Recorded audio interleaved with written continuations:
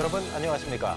이달 들어 전국에서 본격적인 여름 분양이 시작된 가운데 투기 과열지구 해제 등 규제 완화 소식이 들리면서 수요자들의 관심이 높아지고 있습니다.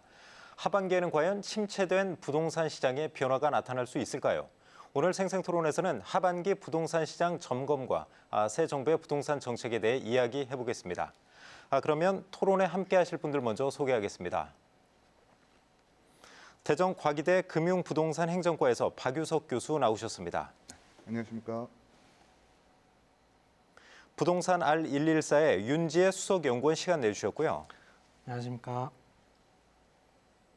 다음은 창조도시경제연구소 이재문 소장 자리하셨습니다. 안녕하십니까. 마지막으로 공인중개사협회 서용원 대전시 지부장과 함께하겠습니다. 네. 안녕하십니까. 그러면 준비된 영상 보시고 본격적인 토론 이어가겠습니다. 국토교통부가 주택가격 상승 폭이 적으면서 미분양 증가세가 뚜렷한 지역을 투기 과열지구에서 해제했습니다. 분양권 전매 제한이 해제되었습니다. 그래서 우리 시는 이제 부동산 시장 거래가 활성화될 걸로 예상되고 있고요. 특히 이제 정비사업 관련 규제가 완화됩니다.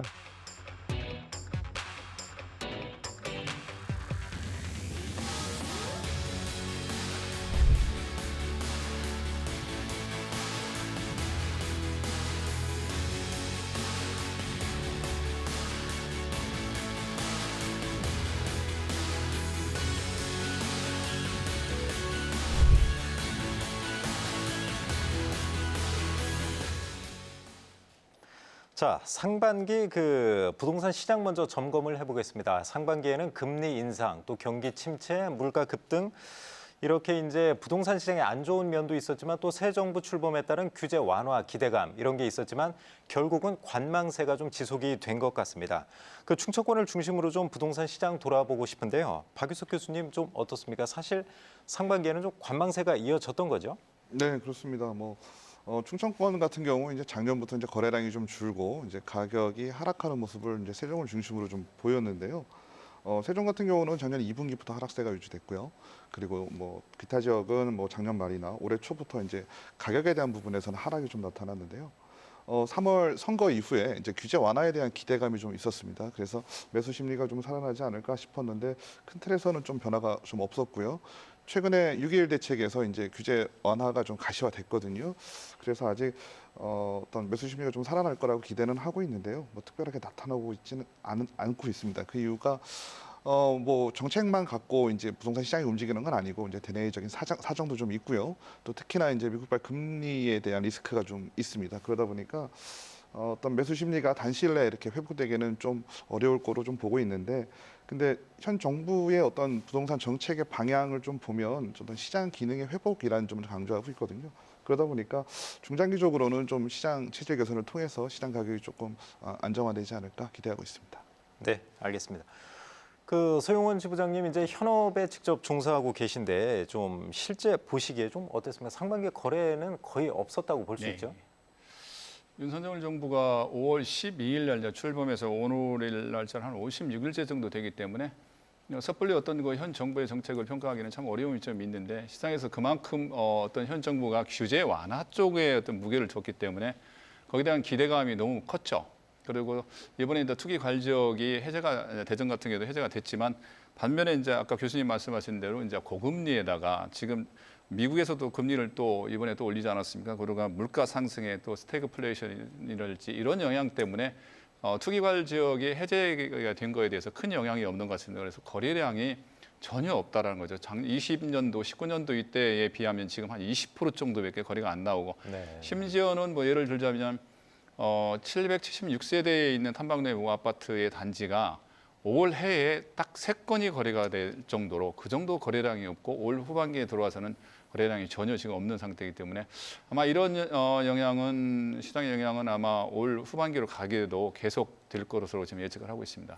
거의 그러면 현업에서 보시기에는 지금 거래 절벽이다. 거래 절벽 수준으로까지 좀 볼 수 있는 건가요? 그렇죠. 그럼 공인중개사분들 상당히 좀 어려우실 것 같은데 폐업이나 그런 현황도 좀 나타나고 있습니까? 네, 지금 계속해서 지금 참 안타까운 현실인데요. 우리 공인사들도 참 월세를 제때 납부 못해서 2개월, 3개월치 지금 연체하고 있는 그런 현상들이 많이 벌어지고 있고요.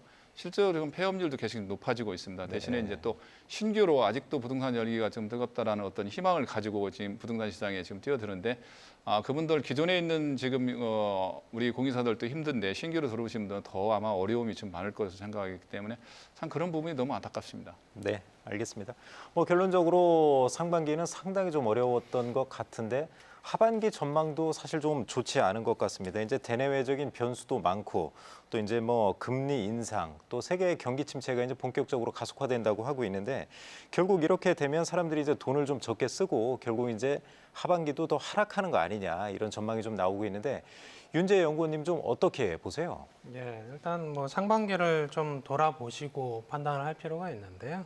우리가 이제 어떤 가격에 대한 거를 평가를 할 때 전년도에 이제 얼마나 올랐나 뭐 이런 부분들을 보긴 하는데 사실 대전 같은 경우는 작년에 한 20% 정도 올랐고요. 많이 올랐죠. 충청권은 15에서 한 20%, 세종시는 좀 떨어졌습니다. 근데 이걸 문재인 정부 5년치로 놓고 보면 사실 세종시와 대전은 거의 한 100% 가까이 오른 지역입니다. 네. 그러다 보니까 사실은 일정 시점에서 이제 조정을 좀 거쳤어야 되는데 조정을 너무 안 거치고 급등하는 이런 장세가 있었으니까 사실은 그럼에도 불구하고 상반기에 조정폭이 그렇게 크진 않습니다. 보시면 상반기에 대전 같은 경우는 한 1% 정도 떨어졌고요. 네. 세종시가 한 2% 정도 하락을 했는데 여전히 대내적인 환경이 그렇게 우호적이지 않음에도 불구하고 여전히 좀 잘 버티고 있다. 이렇게 평가를 할 수가 있는 부분인데 상반기를 보시면 이제 거래도 안 됐고요. 그리고 이제 대출 규제도 사실 문재인 정부에서 지난해 이제 10월 말에 시작했던 대출 규제가 계속 쭉 진행이 됐던 상황이었고 금리는 인상, 갑자기 이제 급격하게 인상을 했었고 거기에 이제 정치적인 불확실성이 한 2개 정도 있었습니다. 네. 근데 이런 부분들이 하반기에는 사실 이 거래 절벽과 관련된 부분은 사실은 대출 규제 완화 기조로 좀 흐르고 있기 때문에 실수요자에 한해서는 아무래도 고민을 좀 하시는 분들이 늘어날 가능성이 있기 때문에 거래 절벽 현상은 일정 부분 해소될 여지가 있고요. 그리고 이제 대출 규제 부분은 이제 실수요자 생애 최초에 한해서는 좀 완화할 여지가 지금 보이고요. 거기 이제 금리 인상 부분은 사실 여전히 유효합니다. 하반기에도. 네. 그리고 이제 정치적인 불확실성 부분은 이제 해소가 된 상황이니까 여기 이제 윤석열 정부가 8월 달에 250만 호 공급 계획을 발표를 하고요. 그리고 이제 재개발 재건축 활성화 관련된 부분 그리고 앞으로 이제 예정돼 있는 다주택자 관련된 여러 가지 활성화 정책들을 고려를 해볼 때 우리가 이 금리 인상이라는 기준에서는 사실은 이게 굉장히 부담스러운 수준이긴 합니다만 네. 이 실물 자산에 해당되는 경우는 사실 물가 상승폭도 일정 수준 반영을 해야 되거든요.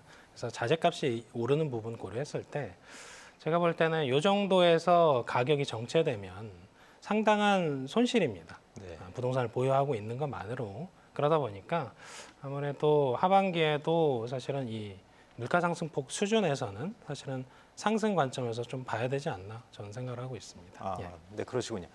그렇다면 뭐 한 가지 추가로 좀 질문을 더 드리고 싶은데 예. 무주택자들 같은 경우 이제 어떤 시점에 집을 사야 될지 고민이 좀 많으실 것 같아요. 예. 이대로 해서 좀 가격이 좀 더 떨어질 때까지 기다리셔야 뭐 그렇게 하는 분들도 있는데 말씀하신 거 보면 그렇게 이제 급격한 하락은 없을 거라고 또 말씀하신 것 같은데. 그러니까 이런 관점에서 보시면 될 것 같습니다. 지금의 이제 다주택자 분들은 사실은 매도 관점에서 조금 정리를 하실 수 있는 시기를 줬고요, 정부가. 다만 이제 1주택자가 과연 지금 상황에서 이제 사실은 경기 위축 혹은 경기 침체 뭐 이 경착륙 문제로 가게 되면 사실은 가격이 하락할 가능성이 굉장히 높은데 네. 이건 이제 금리 인상기에 사실 이게 경기 침체까지 유도가 되지 않는 선에서 생각을 한다면 사실은 1주택자는 여전히 사실은 매도 관점에 있지는 않습니다. 네. 마찬가지로 이 무주택자에 해당되시는 분들은 생애 주기 관점에서 어느 시점인가는 내 집 마련을 하셔야 되는데 그렇겠죠. 사실 지금 거래가 안 되잖아요. 그럼 시장에 사실 10에서 한 20%싼 급매물들이 나오기 시작을 합니다. 그럴 때는 그게 자기 생활권 내에서 봤을 때 가격이 방어가 되는 수준이면 좀 고민을 해보실 필요도 있다 이렇게 생각을 합니다. 네, 예. 알겠습니다. 이재문 소장님은 좀 하반기 전망은 어떻게 좀 보고 계십니까? 저는 이제 그 거래 절벽이 좀 지속되는 가운데 가격은 하향세를 유지할 거라고 보여집니다. 네. 지금 이제 윤석열 정부가 부동산 첫 대책을 이제 발표를 했지만 사실은 이제 규제 완화와 금리 인상이라는 이 정책은 엇박자가 날 수밖에 없거든요. 그 엇박자가 났을 때 어떤 시장의 실질적인 정책 효과가 세팅되기 위해서는 또 그 효과가 제대로 반영되기 위해서는 이제 우리 하반기 시장에서 봤을 때는 이제 금리 인상의 속도라는 거죠. 미국이 이제 기준금리를 4% 이상을 가시화한 상태에서 우리가 연말까지 금리 인상을 3%까지 가이드를 잡고 있다 하더라도 지금 1.75% 정도의 금리가 연말까지 금통위가 5번 정도 올리는데 5번 다 0.25씩 올리거나 아니면 우리도 빅스텝을 밟아야 된다라는 어떤 그런 위기의식을 지금 일반 소비자들이 갖고 있습니다. 그렇죠. 그러다 보니까 관망세가 길어질 수밖에 없는 상황에서 섣부르게 부동산 정책을 규제를 완화했다. 지금 이제 6월 21일 부동산 대책을 보면 어떻게 보면 빚내서 집사라라는 버전 2거든요. 근데 과거에 빚내서 집사라라고 얘기했을 때에는 부동산 가격이 하락되고 그리고 바닥에서 행보를 유지하는 그런 상태에서 빚내서 집을 사라라고 얘기했는데 지금은 어쨌든 고점 인식이 되게 팽배해 있고 네. 그리고 이 팽배해 있는 부분에 대해서 실질 수요자들이 피로감이 지금 되게 확대돼 있는 상태에서 금리 인상을 내가 어떻게 받아들여야지라는 어떤 마음의 준비가 지금 안 돼 있는 상태에서 지속적으로 금리 인상이 빠른 속도로 올라가고 있거든요. 네. 심리는 더 얼어붙을 거다. 심리가 더 얼어붙게 되면 절반이 어떤 객관적 지표와 부정책에 의해서 부동산 경기가 살아있다라면 절반은 심리가 좌지우지하고 있기 때문에 심리가 꽁꽁 얼어붙은 이상 부동산 경기가 좀처럼 부양하기는 쉽지 않을 거다라고 저는 이렇게 보고 있습니다. 네, 알겠습니다. 어차피 지금 말씀을 하셨어요. 이제 투기 과열지구 해제, 이제 규제 완화에도 이제 심리는 얼어붙을 거라고 이제 말씀을 하셨는데 박 교수님은 어떻습니까? 6월 21일 대책에서 이제 대전이 투기 과열지구에서 해제는 되지 않았습니까? 교수님도 별다른 영향은 없을 거라고 그렇게 보시는 건가요? 네, 그렇습니다. 대전 같은 경우는 2020년 6월에 이제 주택시장 안정을 위해서 이제 전 지역이 조정자산 지역이 됐고요. 그리고 나머지 대도권을 제외한 지역은 이제 투기과열지구로 됐는데요. 이번에 투기과열지구는 해제는 됐지만 여전히 이제 전 지역이 조정 대상 지역입니다. 그러다 보니까 우리가 지방에 우리 지역에 이제 부동산 시장을 좀 생각을 해 본다면 우리 지역 같은 경우는 이제 대전하고 이제 주변 지역, 충남 지역 그리고 이제 충북의 청주 지역까지도 어떻게 보면 하나의 어떤 큰 광역 시장을 좀 형성해서 가격이 좀 움직이는 걸 볼 수 있었거든요. 근데 전반적으로 본다면 이제 제가 말씀드렸던 지역들은 다 지금 현재 조정 대상 지역입니다. 네, 맞습니다. 그러니까 실질적으로는 투기과열지구에서 해제가 됐다 손 치더라도 아직까지는 규제를 다 받고 있다라고 볼 수 있어요. 그래서 세종 지역을 제외한 지역들은 정제된 지표로 만족을 해서 해제에 대한 기대도 좀 컸지만 제가 생각할 때는 이제 세종 지역이 워낙 네. 거의 수도권하고 똑같은 규제 받고 있거든요. 그러다 보니까 이 세종 지역을 아직까지 규제를 풀어야 되겠다는 판단을 못 하고 있는 것 같아요. 네. 물론 표면적으로는 세종 지역 같은 경우는 청약률이 아직 높기 때문에 그런 부분에서 아직 규제를 풀 수는 없다라고 얘기를 하고 있는데요. 근데 저는 한 가지 광역 부동산 시장을 형성한 가운데 일부 지역만 또 푼다라고 한다면 또 자금은 또 우리가 과거에 배웠던 것처럼 또 풍선 효과 날 수 있거든요. 네. 그래서 그런 걸 좀 우려하는 게 아닌가 하는 생각도 좀 들고요. 한 가지 다행스러운 거는 이제 대전 지역이 이제 규제 지역에서 투기 과열 지구에서 해제가 됐다라는 어떤 시그널을 본다면 시장 상황이 지금보다 더 안 좋아질 수 있는 가능성도 배제할 수는 없잖아요. 네. 그러다 보면 어떻게 보면 좀 발빠르게 시장의 상황에 맞춰서 발빠르게 규제적을 해제할 수 있는 여지는 충분하다라고 보고 있습니다. 아무튼 투기 과열 지구가 이제 대전은 해제가 됐지만 교수님이 보시기에는 사실 큰 이제 효과는 없고 반쪽짜리 규제다 그렇게 좀 보시는 거네요. 그렇게 볼 수 있고요. 지금 조정 대상 지역도 규제가 그래도 상당히 강한 편이거든요. 네. 그러다 보니까 우리가 이제 일반적인 시장에서 원하는 어떤 규제 완화를 통한 시장의 가격이 지금 떨어지는 게 좀 보합세나 아니면 상승으로 간다든지 이런 좀 드라마틱한 변화는 나타나지 않을 거로 보고 있습니다. 알겠습니다. 그럼 이 분야에서 가장 전문가가 이제 서용원 지부장님일 것 같아요. 규제 완화가 이제 발표가 됐는데 네, 실제 부동산 시장에 상반기 거래 절벽이라고 하셨잖아요. 네, 예. 매물이 좀 늘어나거나 그런 변화가 있나요? 매물은 좀 늘어나는 것 같습니다. 이번에 사실 투기 과열지역하고 조정지역하고 두 개가 재전이 이제 동시에 들어왔었는데 사실 그 투기 과열지역 같은 경우나 조정지역에 보면 금융 분야에 대해서는 LTV나 DTI가 조정지역보다 약 10% 정도 완화 효과밖에 없거든요. 네. 근데 이게 10% 정도 완화가 된다 하도 이번에 지금 금리가 또 올라가기 때문에 이 부분은 희석이 됐다라고 지금 보여지고요. 다음에 이제 세제 문제인데 세제 문제는 거의 다 이제 조정 지역에서 지금 규제를 하고 있는 지역이기 때문에 이번에 투기 관련 해제 가지고는 세제 문제는 크게 영향이 없다라고 보여지고요. 전매 제한 기간 같은 경우는 이제 투기 관련 지역에서 5년이고 조정 지역에서 3년인데 아직도 네네. 3년이 묶여 있고 청약 제도 같은 경우는 좀 많이 완화가 됐고 그러다 보니까 청약이나 정비 사업 쪽에는 투기 관련 지역 쪽에서 많이 규제를 하고 있습니다. 그래서 이 분야 쪽에서는 아마 시장에 많은 그 어떤 시그널을 좀 줄 수 있는데 이런 쪽에서 정비 사업 쪽에 영향이 나타나려면 최소한 2, 3년 후에 나타나는 영향이기 때문에 이번에 투기 관련 지역이 해제된 거는 뭐 물론 시장에 긍정적인 효과는 분명히 있습니다. 하지만 단기간 내에 어떤 효과가 나타나기는 좀 어렵다라고 지금 보여지는 그 부분이 좀 많습니다. 그러면 현업에서 보실 때 간단하게 한번 정리를 해주세요. 지금 부동산 시장 어떻습니까? 매물만 쌓이고 혹시 거래는 안 되고 그런 상황 아닌가요? 예, 지금 이제 매매를 그동안에 이제 생각했던 분들이 양도세, 중과세라든지 이런 부분 때문에 매매를 못했던 분들이 지금 이제 시장에 이제 중과세 완화가 일시적으로 한시적으로 이제 1년간 유예가 되지 않았습니까? 그래서 매물은 지금 많이 지금 쌓이고 있는 추세입니다. 그렇지만 그 고금리라든지 이런 문제 때문에 또 단기간 내에 너무 또 올랐다라는 어떤 그 피로감 때문에 네. 매수 세력이 없다라는 거죠. 그래서 거래 절벽은 지금 계속적으로 이어지고 있고요. 가격은 약간 지금 하락세로 지금 가고 있지만 그래도 매수세가 없다라는 게 저희 중개업계에서도 가장 지금 큰 난제로 지금 보고 있습니다. 그러시군요. 알겠습니다. 지금 이제 대전은 투기 과열 지구에서 해제됐지만 세종은 수도권과 같은 이제 3중 규제에 꽁꽁 묶여 있단 말입니다. 그래서 저 같은 경우도 뭐 세종에 살고 있지만 지역 분들이 그런 얘기를 많이 하세요. 세종이 오히려 이제 너무 규제가 강하다 수도권과 같이. 그런데 그런 반발의 목소리에 대해서 윤재 연구원님은 좀 어떻게 보세요? 예, 뭐 세종 같은 경우는 지금 지방에서 유일한 투기 과열 지구가 돼 있습니다. 그래서 뭐 나름의 또 상징성이 있는 지역이다 보니까 섣불리 해제를 못하는 것 같고요. 뭐 근래였죠. 2020년에 세종시의 상승폭을 고려하면 그때 당시 한 60에서 한 70%가 한 해에만 올랐거든요.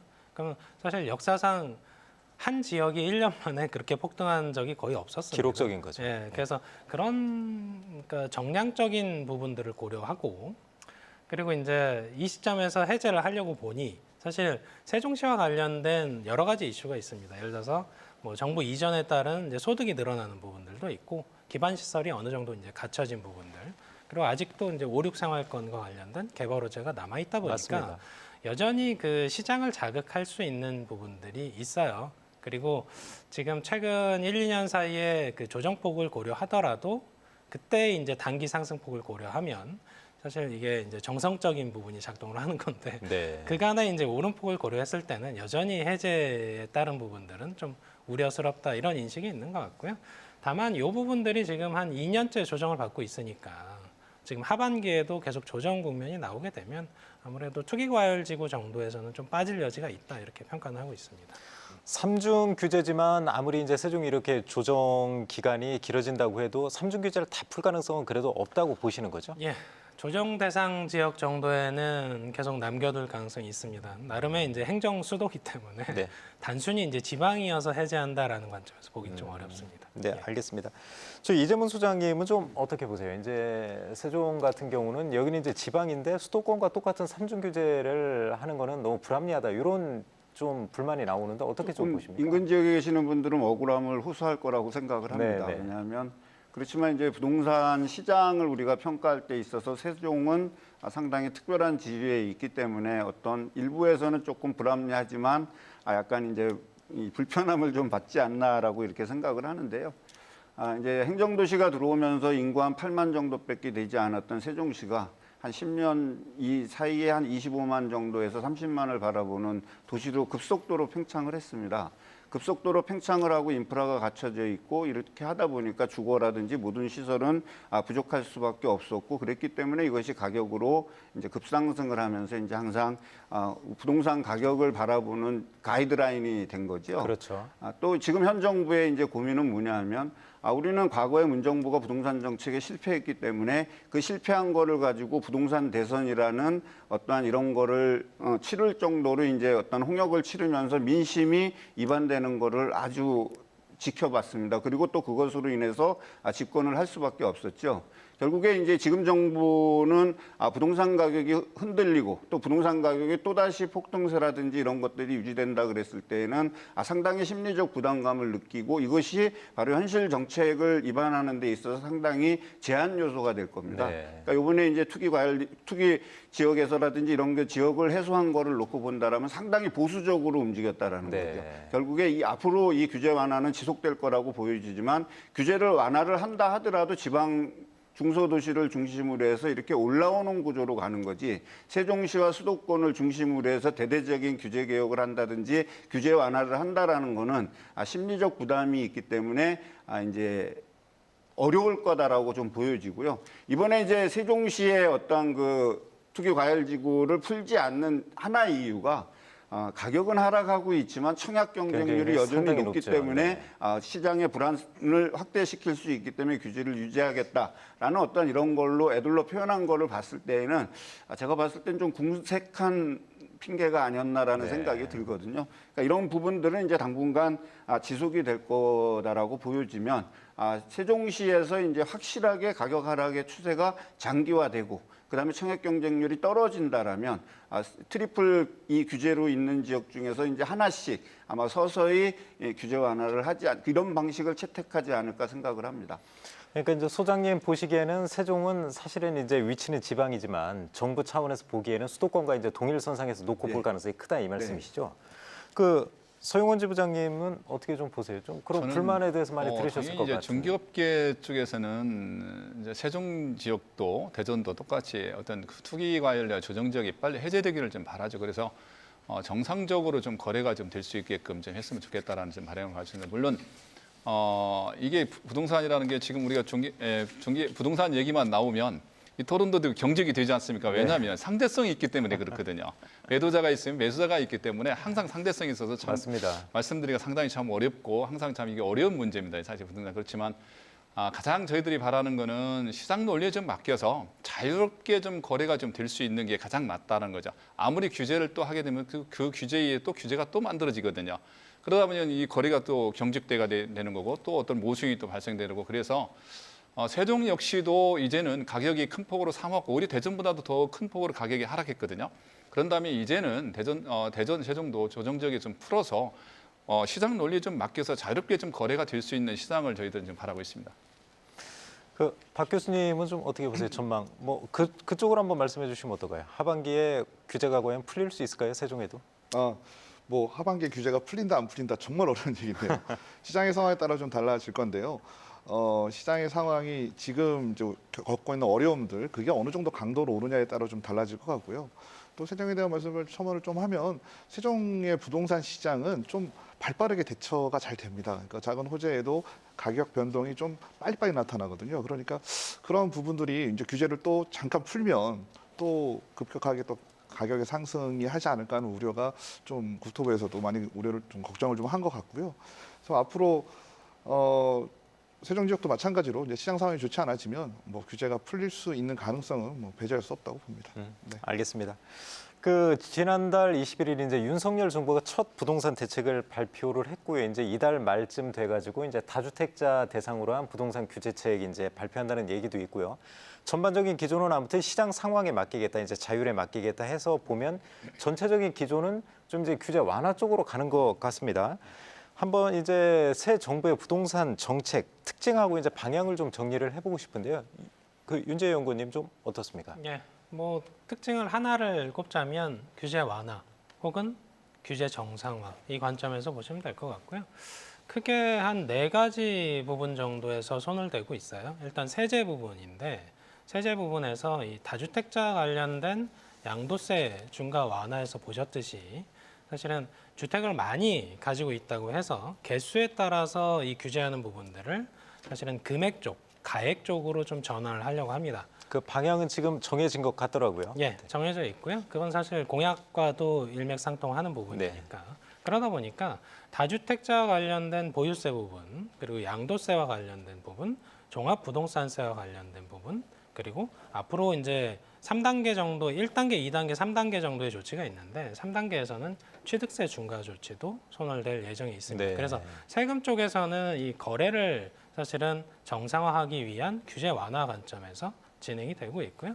그리고 이제 대출 쪽입니다. 대출 쪽 같은 경우는 사실 초기에는 그러니까 문재인 정부에서는 원래는 이제 실수요자가 중심이 되는 거래 시장을 유도하려고 했는데 나중에 보니까 실수요자가 더 대출받기 어려워지는 맞습니다. 그런 네. 환경에 처하다 보니까 이 윤석열 정부에서는 대출 규제 쪽에서 생애 최초자를 중심으로 LTV를 뭐 80%까지 혹은 초장기 모기지를 도입을 하거나 미래소득을 좀 반영해주는 쪽으로 실수요자는 좀 거래를 할 수 있게 특히 무주택자나 생애 최초자나 청년 세대나 신혼부부를 중심으로 좀 규제 완화할 관점이 있고요.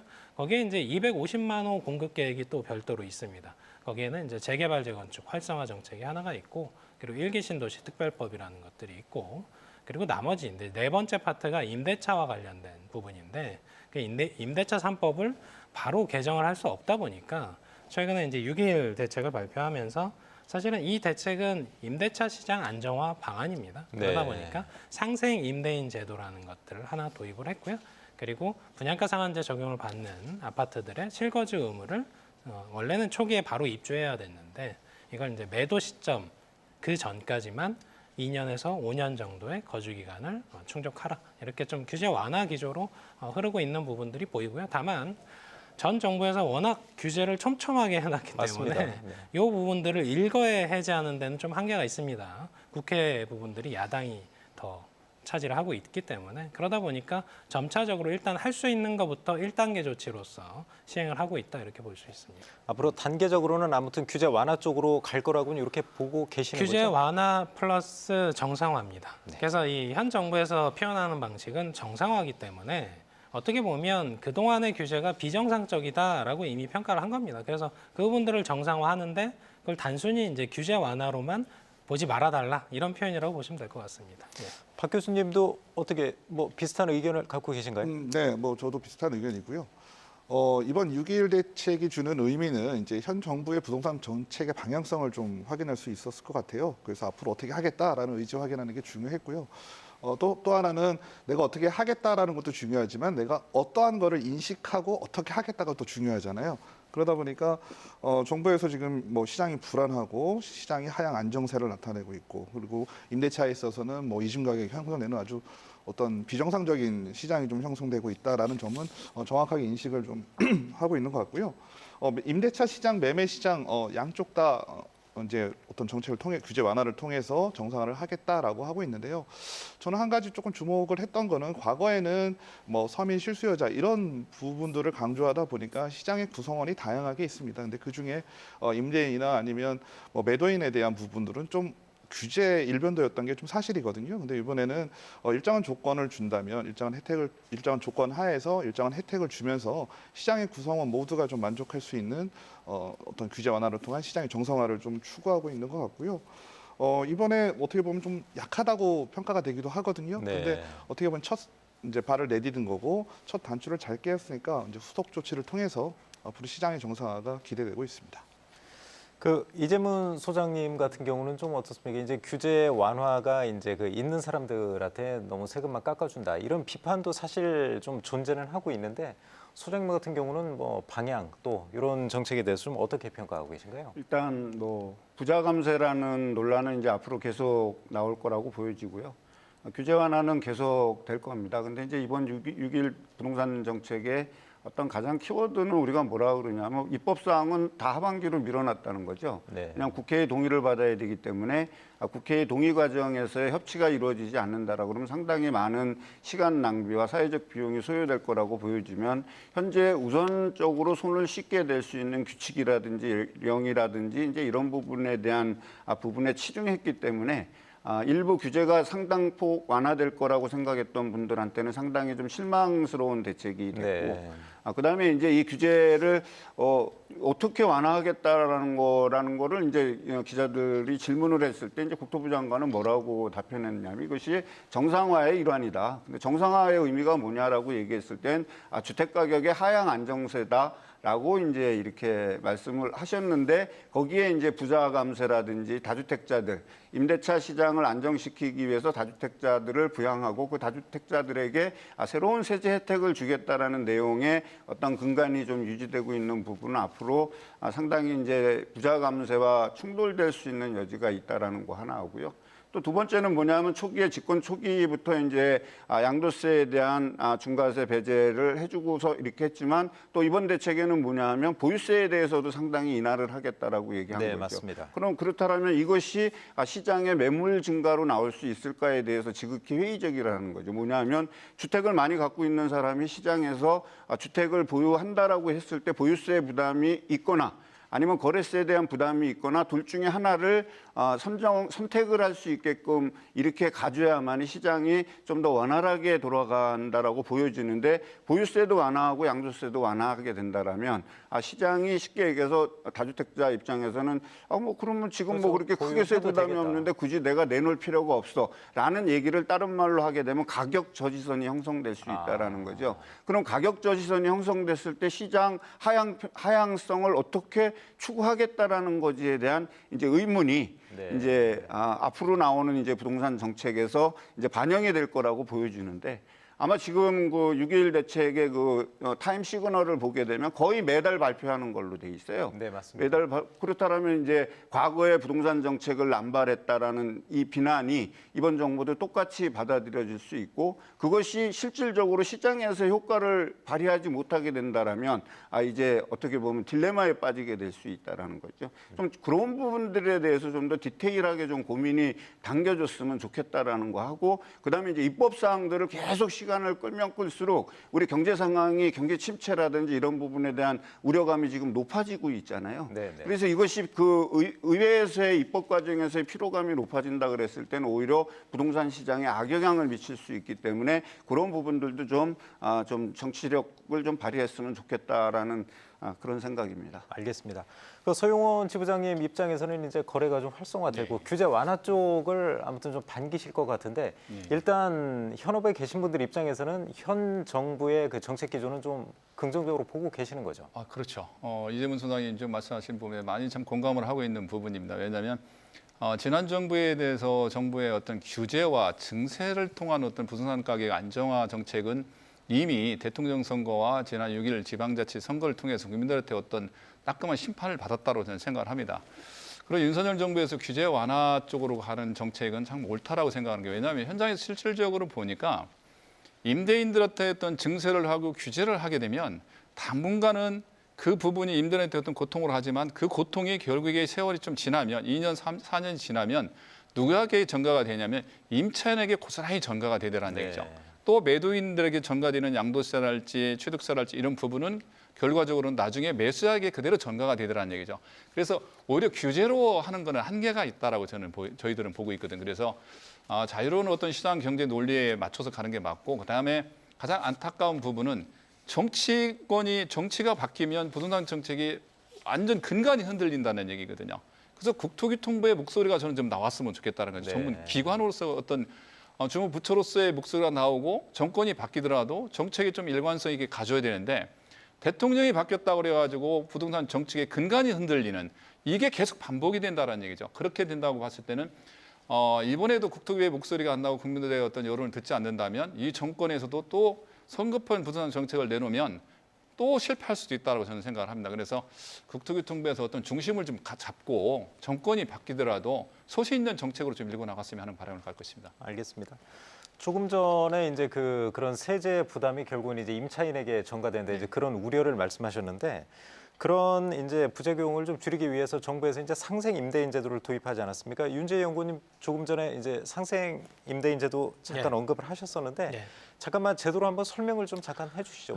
상생 임대인 제도가 이미 시행 중인 부분인데 일부 좀 완화를 해서 적용하는 형태로 바꿨습니다. 보시면 사실 그 기존 임차인에게 임대인이 동일 물건을 5% 이내에서 인상했을 때는 원래 규제 지역에서는 2년 실거주 의무가 있습니다. 그렇죠. 양도세 비과세를 위한 거죠. 그 부분을 면제해 주겠다 했던 부분이 상생 임대인 제도고요. 그래서 이 부분이 그 활성화되게 되면 사실 1주택자인 경우에 본인 집이 있는 경우에 사실은 이 비과세를 받기 위해서 직접 거주하는 경우들이 꽤 있습니다. 왜냐하면 이 양도세 비과세는 굉장히 큰 혜택이거든요. 그러다 보니까 도심 쪽에 대부분 그 똘똘한 것들이라고 하는 것들이 도심 쪽에 있는데 대부분 주거 수요도 그 도심 쪽에 집중이 돼 있습니다. 그렇겠죠. 그리고 우리가 이제 주택과 관련된 부분을 보시면 대부분 1주택자가 그 주택 소유하신 분들의 90%가 1주택자입니다.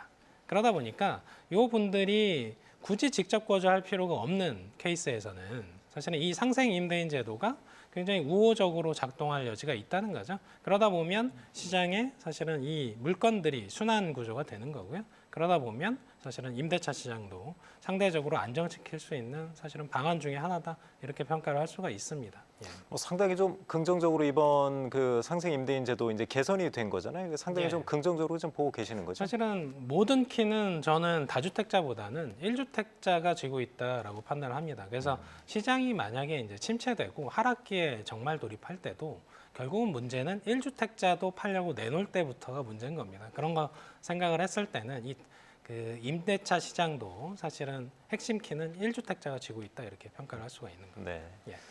그동안 이제 임대차 3법 시행 2년을 앞두고 이제 8월 뭐 전세 대란 그런 얘기가 많이 있었는데 이제 정부 정책 그 발표로 이제 그런 우려는 좀 많이 낮아진 것 같습니다. 하지만 임대차 3법 이제 시행 이후로 그 뭐 금리 상승도 있고 또 전세 월세화가 좀 가속하고 있는데요.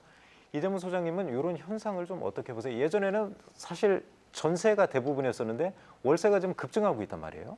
네, 그러니까 이제 전세에서 전세 가격이 이제 상당히 급등하게 되면 이제 전세금에 대한 어떤 부담 이런 것들이 늘어나기 때문에 이제 반전세로 바꾸거나 아니면 반전세에서 다시 월세로 가는 이제 그렇죠. 이런 순환 구조들이 생기게 돼 있습니다. 그리고 이제 이것이 진짜 부동산 가격이 상승하죠. 그러니까 주택 매매 가격이 상승하면서 키 맞추기 식의 어떤 전세 가격이 상승할 때는 사실 그 자발적 임차 수요가 강제돼서 이제 수요가 바뀌어지지만 자발적 임차 수요는 좀 한계가 있는데 최근에 이제 월세가 증가하는 부분 중에서는 상당 부분이 전세금을 회수하지 못할 수 있는 어떤 우려감과 그다음에 이제 전세 대출 금리가 월세를 내는 것보다 더 비싸질 수 있다는 우려감 때문에 이제 가속화되는 어떤 그런 부분들이 좀 있는 어떤 거 어떻게 보면 일반적인 현상이 아닌가 이렇게 생각을 합니다. 다시 이제 이것이 전세 가격이 안정이 되면서 이제 하향세를 유지하게 된다 그랬을 때는 다시 전세자금 대출로 이제 전환하는 이 구조가 이제 돌아가는데 그만큼 전세가 월세화로 가속됐다라는 얘기는 그만큼 주택 가격 상승이라든지 전세 가격 상승이 2020년, 2021년에 상당히 이제 거겠죠. 높았다라는 네. 거를 이제 반증하는 부분이 있겠죠. 근데 이제 앞으로 그럼 이 전세 시장이 어떻게 할 거야?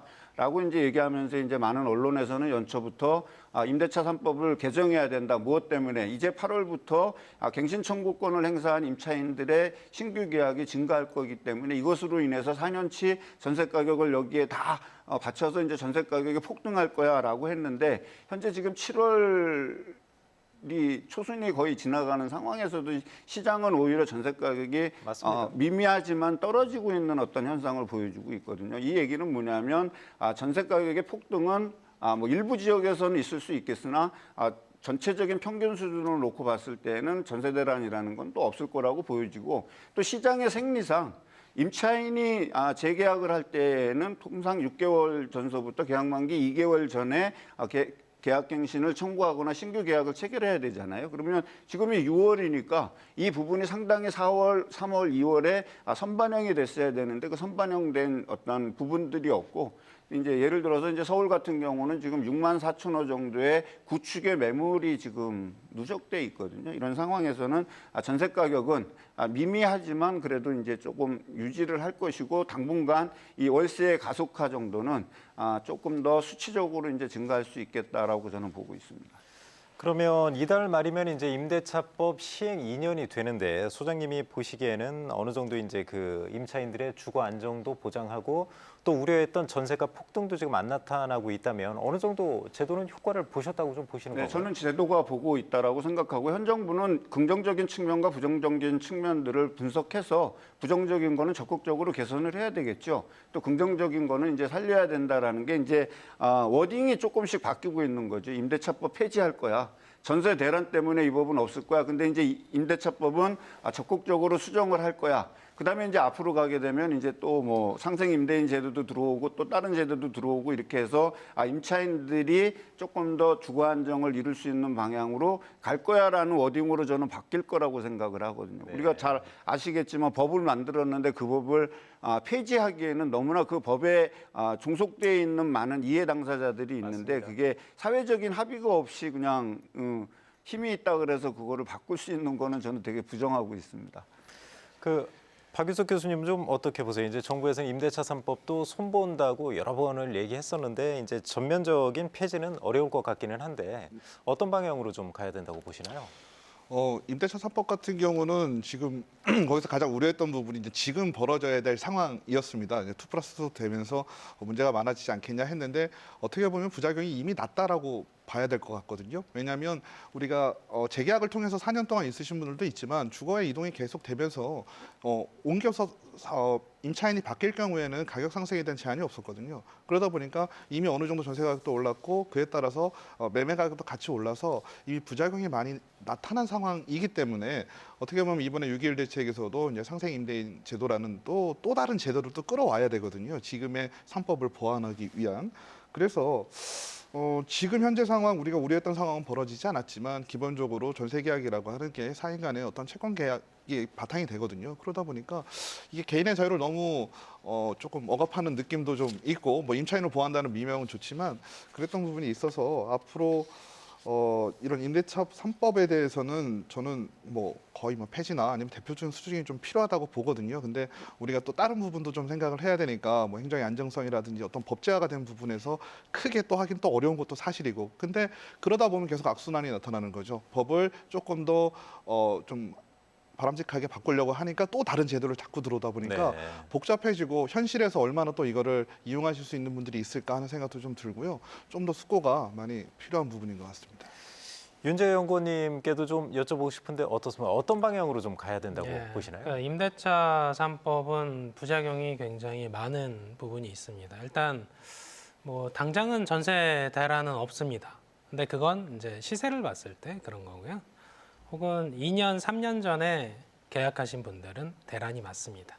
네, 그분들은 이 편차가 서울만 해도 한 1억 2천 정도 평균적으로 편차가 벌어져 있습니다. 네. 그래서 이 다중가격 형성된 부분들은 이 당장 이제 고점에 계약을 하신 분들한테는 대란이 아니겠습니다만 당장 갱신을 앞두신 분들한테는 사실은 굉장한 주거 불안 요소로 다가오는 거고요. 네. 그것 때문에 이제 월세화되는 속도가 빨라지는 상황인데 사실은 이게 사실은 두 가지가 가장 큰 문제입니다. 이제 5% 상한제를 했던 부분이랑 계약갱신 청구권에 의해서 2+2를 도입했던 부분인데 이게 임대인과 임차인 사이에 굉장히 경직성을 불러옵니다. 그러니까 유연한 합의가 불가능해지는 거죠. 그러다 보니까 사실은 예전에 이제 동결도 많았습니다.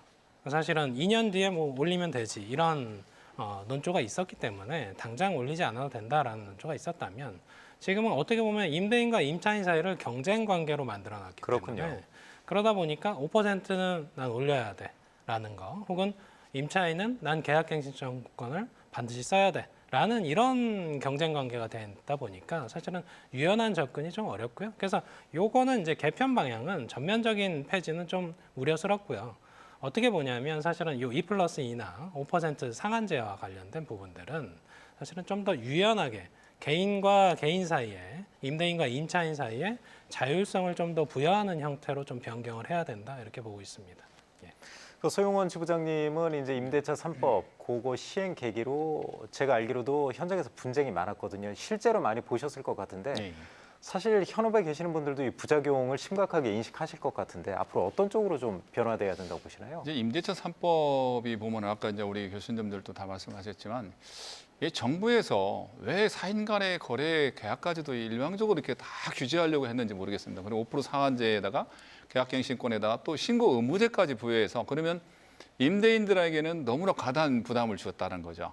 오히려 차라리 상생 임대인처럼 임대인들에게 어떤 규제나 증세가 아니라 좀 5% 이내의 범위 내에서 올린 임대인에 대해 재산세랄지 일정 부분, 소득세랄지 이런 부분을 좀 완화책을 써서 임대인들이 자발적으로 참여를 할 수 있게끔 해야 되는데 규제 일변도로 갔다는 게 문제가 있었던 거죠. 그래서 임대인들하고 임차인하고 아까 우리 수영 의원님 말씀하신 대로 마찰이 생기는 거죠.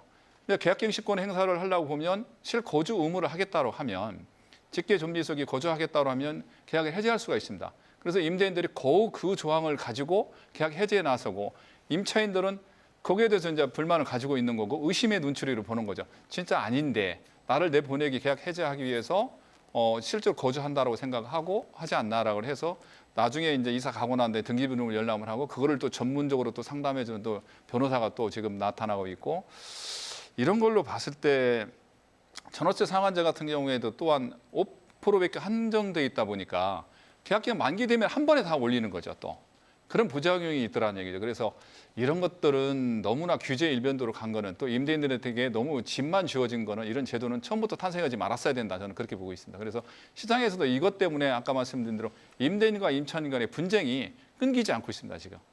그래서 이게 임대인과 임차인 간의 어떤 상생관계가 좀 돼야 되는데 이게 어떤 뭐 경쟁 구도가 돼야 되고 갈등의 구도가 되고 이런 문제가 있기 때문에 임대차 3법에서는 이거는 제가 봤을 때는 특히 신고 의무제 같은 경우에도 결국엔 임대인에게 어떤 세금을 부과하기 위한 제도로 임대인들이 받아들이고 있거든요. 그래서 이 부분에서는 저는 전면적인 개편이 저는 필요하다고 저는 생각합니다. 네, 말씀 감사합니다. 네, 오늘은 그 부동산 전문가들과 함께 부동산 시장 안정화를 위한 다양한 방안들을 이야기해봤는데요. 아파트를 사거나 팔려는 분들은 앞으로 시장 상황 좀 예의주시하면서 대응 전략을 마련해야 할 것 같습니다. 생생토론 여기서 마치겠습니다. 그 토론 함께 준비하신 분들 고생하셨고요. 시청자 여러분 감사합니다.